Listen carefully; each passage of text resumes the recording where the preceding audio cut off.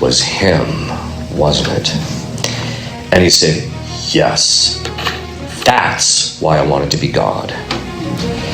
Because he wanted God's beauty, God the Father's beauty, specifically for himself.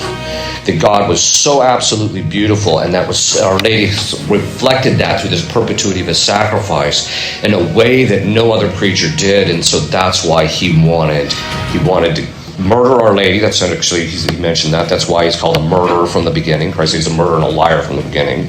He wanted to murder her, and but also it's also one of the reasons why he wanted to be God. He said, yeah, the power and the subversion of his plan and all that is all part of it, but really it boiled down to, I wanted that beauty for myself. And that's what fits what St. Thomas Aquinas said, because St. Thomas says there's always some perfection that's above them that they want, that's not proper to their nature, and so it's not going to be given to them. In fact, it's kind of interesting because demons, when they chose this thing they chose to want this thing, they chose, under that aspect, two things occur.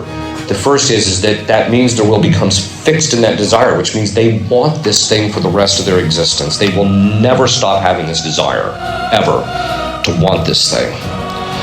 The second part of it is they chose because they will never get it, because it wasn't part of God's will and it's not part of their nature and it's above them, it's not proper to them, and so they're never going to get it. It meant that they literally chose a figment of their imagination over reality.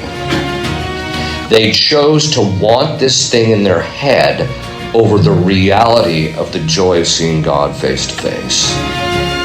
Gives you an understanding of the disparity of it. At one point I said to one demon, well, that's just irrational. And he looks back at me and says, yeah. Okay, pretty matter of fact. All right. So what does this ultimately mean?